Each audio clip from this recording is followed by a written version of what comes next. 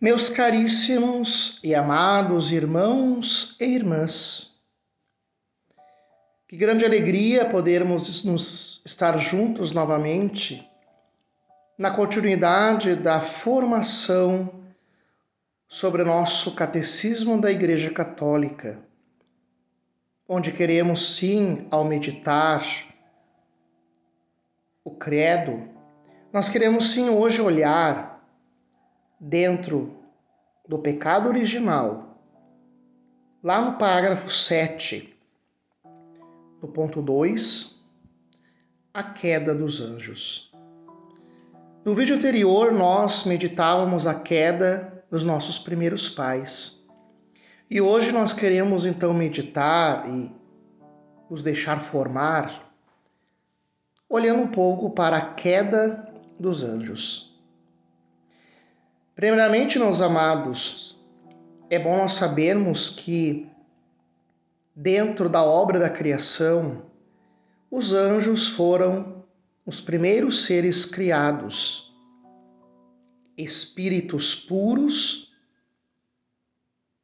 não corporais, dotados de inteligência e vontade. E aqui, dentro da criação dos anjos, nós percebemos que dentro desta criação houve uma rebelião, houve uma repulsa à vontade de Deus, ao qual nós chamamos os anjos decaídos. A Igreja ensina que os anjos decaídos, que o demônio existe, mas que ele não é uma fantasia, nem um mito e nem um ser imaginário. Porque por trás da queda dos nossos primeiros pais, houve uma voz sedutora que se opõe a Deus e por inveja os fez cair na morte. É a serpente que rasteja, a serpente sorrateira, a serpente intrusa. Na Escritura e na tradição da Igreja, nomeia essa voz com dois nomes: Satanás ou Diabo. Satanás significa inimigo ou adversário, enquanto que o diabo significa diabolos, aquele que separa ou aquele que divide. A mesma Igreja nos ensina que Deus criou este Satanás ou diabo como um anjo bom, com o nome de origem Lúcifer, portador da luz. Mas ele e outros demônios se tornaram maus por sua própria liberdade e iniciativa e viraram as costas para Deus. E, portanto, meus amados, o pecado desses anjos decaídos foi a rejeição livre e radical, uma condição de caráter irrevogável para com Deus e o seu reino. Uma decisão que não se volta mais atrás. O diabo ele é pecador desde o princípio, ele é homicida desde o princípio, pai da mentira e da confusão. Ele sim leva os primeiros pais a desafiarem Deus. Como diz o livro do Gênesis, capítulo 3, versículo 4. A serpente disse à mulher: no dia em que dele comerdes, os vossos olhos se abrirão e serei como deuses. O demônio, ele está ativo no mundo por ódio a Deus e a Jesus Cristo, causando danos de natureza moral, física e espiritual no homem e na sociedade. Mas com essa ação permitida pela providência divina, o homem se fortalece. Porque essa permissão sempre foi e sempre será um grande mistério. Porque São Paulo, na carta aos Romanos, capítulo 8, versículo 28, vai dizer: nós sabemos que Deus coopera em tudo para o bem daqueles que amam a Deus. No relato do livro do Apocalipse de São João, no capítulo 12, nós vemos justamente o que o padre falou até agora, que houve justamente no céu uma batalha, onde São Miguel e seu exército guerrearam contra o dragão e seus anjos. E esses anjos foram derrotados, não tendo mais lugar para eles no céu. E, portanto, foram expulsos e precipitados para um lugar definido.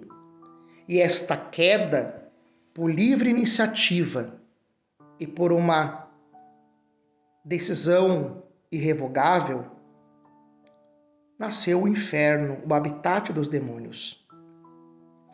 E Santo Tomás de Aquino vai dizer que São Miguel, com a sua espada flamejante e a balança da justiça, ele alcança a vitória em nome de Deus contra os anjos decaídos. Meus queridos e amados irmãos, muitos teólogos e estudiosos ousam negar a existência do demônio, dizendo que é um mito, que é um símbolo, que é uma ideia ou algo fantasioso.